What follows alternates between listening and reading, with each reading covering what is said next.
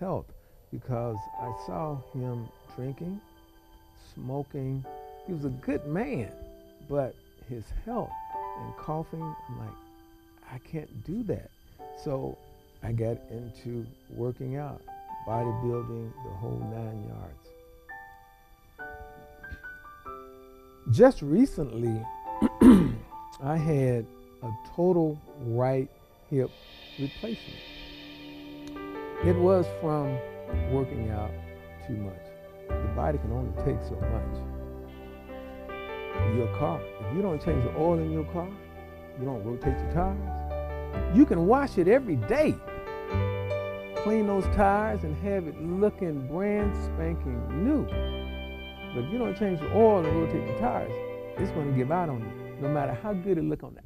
Welcome to Just Men, a life-changing program that resonates hope as well as encouragement. The program that gives you information and inspiration for the glory of God. I'm your host, Jeff Tate, and thank you for joining Just Men. On today's program, we have a very special guest. This is his first time being on Just Men. Please welcome Roy Jackson. Brother Jackson, welcome to Just Men. Thank you, Jeff. I really appreciate you giving me this opportunity to just sit here and just reflect over my life.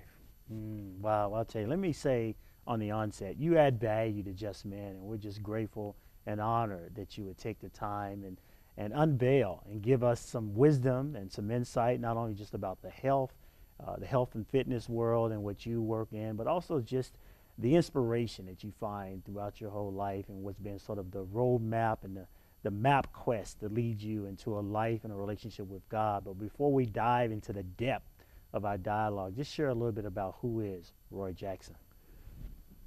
I was born in Little Rock, Arkansas. I was raised by adoptive parents. I didn't meet my biological parents until I was almost 16 years old.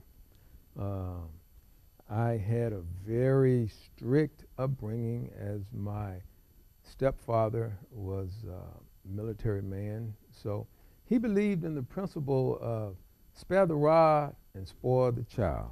So he didn't spare any rods with me. And I so appreciate him for that because it made me a better person, a better man. I met my biological parents, and then I entered the Navy, which was a life-changing experience for me. I did a career in the Navy. I've traveled the world. It's easier for me to tell you the places I have not been than to tell you the places I've been. I've lived overseas. I've had a wonderful experience in the Navy. Retired, went back to school, got my undergraduate in physical education, got my master's in health, and then became a massage therapist. Totally love the health field because the saying, your health is your wealth. No matter how much money you have, if you don't have your health, you don't have anything. So I've always loved talking to people, young and old, about health, sharing with the young my experiences, my setbacks. So hopefully they will listen, and with the elderly, my age and beyond, why you should stay healthy and just do the right thing. Realizing you're not going to always do the right thing. Temptation is at every corner. But if you give it the 80-20 rule, 80% of the time, just do the right thing, eat the right thing. And that 20%, it's your reward to do what you want. Sometimes just don't go overboard. Let's talk about the discipline part, and not only just, we're going to get to the application of discipline when it comes to health, but also just the overall discipline and the structure that you learn, how to apply that in your own life. And let's start with your childhood and upbringing, and then how you shifted that discipline into the military and how it played a role in setting your mind in terms of 80-20% rule and how that works and how you apply that in your life. Talk a little bit about the discipline and My how it's built. childhood, up until the age of 14, I had a terrible stuttering problem. It took me all day to say a sentence. I was horrible. My aunt worked with me, had me talk slow. I finally, like I said, around 18, got over it, but I still stutter. Going to Morehouse College to teach young men, I realized I had to really step up my game. I couldn't go in there half-stepping. I entered a class called Speechcraft, whereas they teach you how to properly present yourself. You're on camera. You see the uhs, you know, and looking around, looking down. For every you know, you had to pay a quarter. So when you're having to pay money, you're going to quickly quit the you know, I left Morehouse. They sent me to Vanderbilt. I got into Toastmasters. Toastmasters was another level up. I'm sure everybody know about Toastmasters. They meet once, twice a month. I would have stayed in that, but I ended up going to college, so the times didn't coincide with my study schedule. Like I said, I got my master's in health. While in the Navy, I got into racquetball. I was on the Navy racquetball team. I spent too much time in racquetball. A normal week would be sometimes twice a day, 5, sometimes 6 days a week working out. At the time, no one could tell me that was too much. My thing was, the more I work out, the better I am. Realizing as I grew up, I saw grown-ups, my stepfather, drinking the alcohol. It made me realize I didn't want to be like that. So that's why I got into health, because I saw him drinking, smoking. He was a good man, but his health and coughing, I'm like, I can't do that. So I got into working out, bodybuilding, the whole 9 yards. Just recently, I had a total right hip replacement. It was from working out too much. The body can only take so much.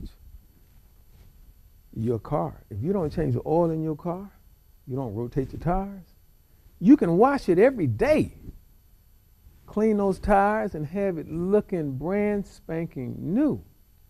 But if you don't change the oil and rotate the tires, it's going to give out on you. No matter how good it look on the outside, it's about the inside that counts. So that's the same way it is with the body. You can look good on the outside, but if you're not eating right, if you're out there working out, but you're drinking, smoking, eating fried foods, things of that nature, you can keep the body on the outside looking good, but the inside is wasting away. So I realized that early on in my life. So that's why I got really, really deep into health. But like I said, I had my total right hip replacement. And I feel as though it was God telling me, slow down. You're trying to do too much, too fast. It doesn't take all that to be in good shape. Statistics will tell you that 30 minutes a day, 3-4 days a week, is good. And walking, doing aerobic activities is just as good, if not better, than a lot of weights. Trying to be big and muscle, you're looking all big and buff, but you out of breath when you walk up a flight of stairs. You huffing and puffing because you're worried about how good you look on the outside, not taking into consideration the inside. Drinking your water, not eating too many sweets. And I'm not saying just be straight up and down doing all the right things. Every now and then, hey, have your glass of wine. Have whatever you drink. But just don't go overboard doing it every day, every other day. Balance and moderation. The 80-20 rule is 80% of the time, do the right thing. On Friday night, Saturday night, sometimes Friday and Saturday night, have your piece of cake, your ice cream. You don't want to be I'm not going to say life of the party, but you don't want to be the one at the party where, no, I can't do that. I can't eat that. No one want to be around you. Have fun, realizing that come Sunday, Monday, you're going to get back on track and start living right. So you're doing this to reward yourself on doing the right thing during the week. You know, I talked about discipline because sometimes people do these crash diets. They do this quick fix thing to bring the outward person in alignment to look good, like you talk about the outward man. And we'll talk more about the spiritual applications of cleaning the outward man, and the inward man is dying and suffocating from so much stuff and the toxin that they put in their body and in their mind and in their spirit. But when you start talking about people thinking that there is a quick fix, there is a easy way that you can be healthy without doing the work, putting the work in, putting the discipline in. Talk a little bit about that application and what you're telling your clients when it comes to what it really takes to change the lifestyle. Like I said, I'm a massage therapist. I come in contact with people almost every day. It's no quick fix. A lot of people will do the liposuction to get the fat out. That's not good. It's not healthy. There's no quick fix when it comes to health. It's not easy, but you have to put the time in, make it a lifestyle change, not just a diet. When you go on a diet, it means you got to go off a diet. So anything you go on, you got to come off. So you don't want to have, as they said, the yo-yo effect. You going up and down. They see you 1 month, you are looking great. Wow, what are you doing? You look so good. You lost all that weight. And they see you 6-8 months later, and they don't want to say anything because you've gained the weight back plus. Get in a habit of, as far as water is concerned, a lot of people say 8-ounce glasses of water a day, 64 ounces. If a person is 128 pounds, that's perfect. Perfect. However, if a person is 350 pounds, is that 64 ounces benefiting them the same way it's benefiting the person that weighs 128 pounds? The way it works, half of your body weight in ounces of water per day. Mm. So a person 350 pounds, that's 175 ounces of water. Now, that's a lot of water.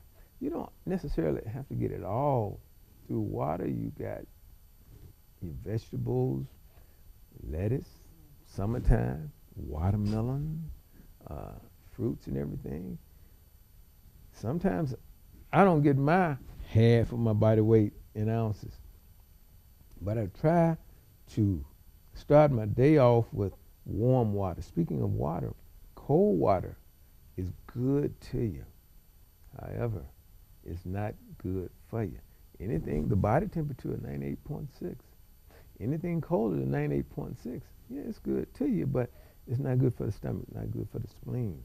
So you want to get warm in the morning. First thing you get up, warm water with organic apple cider vinegar, cap full, and a half a lemon. Mm. That gets your stomach right for the for the day. You don't want to get up in the morning drinking cold water. Breakfast means breaking the fast. Supposedly, you want to wait 12 hours in between your last meal in the evening and your first meal in the morning. That's why it's not good, really, to eat late at night. A lot of times you're out on the weekend, go to a restaurant to have dinner. It may be 45 minutes before the waiter gets your food to you if you get there at, say, 7. Now, you're eating at 8:30, 9. If you get up early, you got to go to work in the morning eating a big breakfast, you're not getting that 12-hour interval, which it's not going to make that big of a difference, but just try to get that warm water in the morning. Bragg's organic apple cider vinegar.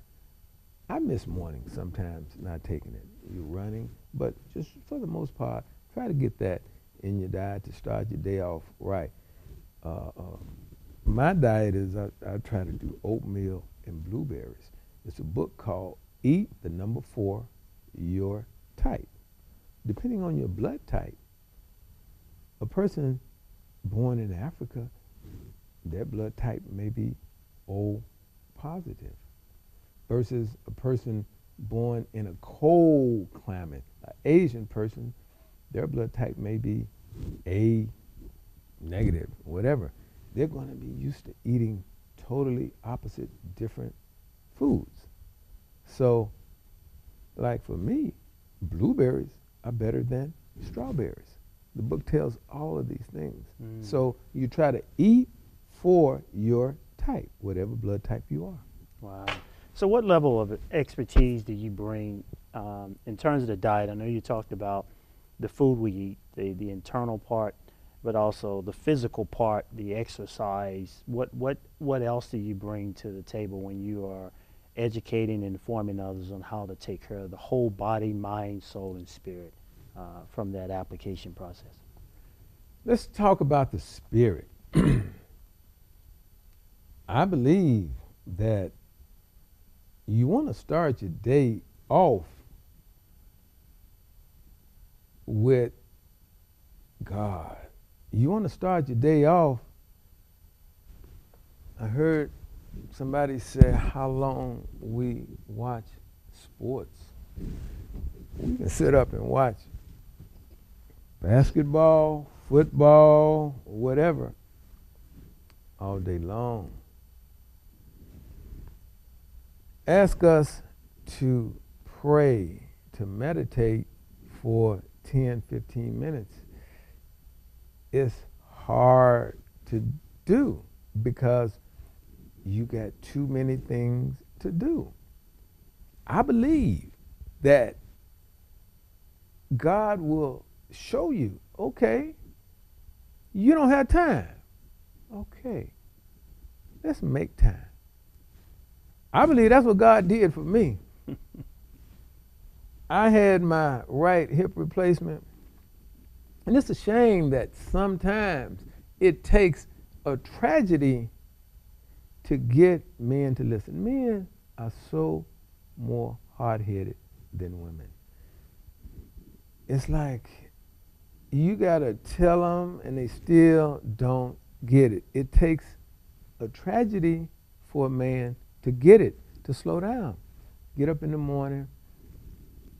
I read Charles Stanley, then I read the Word, but I've learned, don't read the Bible for words, read it for knowledge and understanding. You can read a whole chapter and you just read it. But if you don't understand what you read, all you're doing is reading. You can read a sentence and meditate on that one sentence and understand it, and then think about it maybe throughout the day. I was sharing with you earlier that in Charles Stanley, I read about character, conversation, and conduct. Your character. People are going to judge you on your character. And you may not know it, but people are listening to your conversation.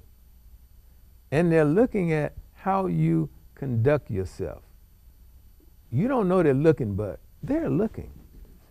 As far as what do I tell my people about physical, I tell them, hey, it's not like you got to get out there and run a marathon. Walking, do what you can do. Stay in your lane. Don't try to do what you saw someone else do on TV. Stay in your lane. If you know you're overweight, if you know you can't get out there and run a marathon, get out there and start walking. It's been proven that walking is really just as good for you as running, because in the long run, you will probably have knee problems from running if it's on a hard surface. I've started swimming. My thing now, since I can't play racquetball, my thing now is swimming. I love swimming. I swim one day, and then I don't do as many weights as I used to. The rowing machine, where you row, it's been proven you're working every part of your body, your legs. Then I get my pull-ups. Pull-ups, you get pull-ups and push-ups. You don't really have to get into weights if you're doing that. That's your own body weight. And then do your light weights. You don't have to if you can lift your body weight, you're doing good. Even if you can't lift your body weight, just something is better than nothing. Do something. And it doesn't have to be every day. Start off every other day. Listen to your body.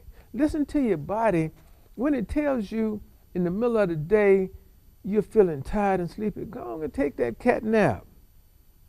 It's telling you your battery has worn down. You got up early in the morning, 5:30. You're not going to have the same energy at 6 o'clock that you had at 6 this morning if you don't take a siesta, a nap. Over in the Orient, they take 3-hour siestas. They start work early, around 11 o'clock. They're off until maybe 3 o'clock. Then they're working until 9. They are meditating, they're eating slow, talking. It's best, they said. Now, some things, I don't do all the right things. I have a problem with eating slow and not drinking water while I'm eating. The proper way is to drink your water when you finish eating. However, I'm working on that myself. So, Yeah, that's good. You know, there's so many things that you talked about, and I want to bring some application to life applications, and what people can learn to be a litmus test to what's going on in their own life by looking at their health. When you look at people, what is it? Some of the indicators about a person's health. oh, that's a great question. Man, that is a great question. I have some charts. You can look at a person's skin. You can look in their eyes. Iridology. Iridology is the eyes. You can tell what's going on just by how clear their eyes are or how not clear their eyes are. Their skin, are they drinking enough water through their skin? Their fingernails, you look at their fingernails. If they have a lot of dark spots on their fingernails, when I work on people, you have the body there, and looking at their skin, you can tell if they abuse their body or not. If you're drinking enough water, you're going to have good, clear skin. If you're not, it's going to show through your skin. Pimples and blackheads, and your eyes not going to be clear. Your fingernails going to have black, dark spots on them. The body don't lie. The body don't lie. You can put all the makeup in the world, try to cover it. But then it's like you're not getting the vitamin D from the sun when you got all that makeup on. You are masking.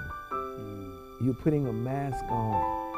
So, Last word of encouragement. What word do you have? my last word of encouragement would be your intention, make it your attention. Pay attention to the little things.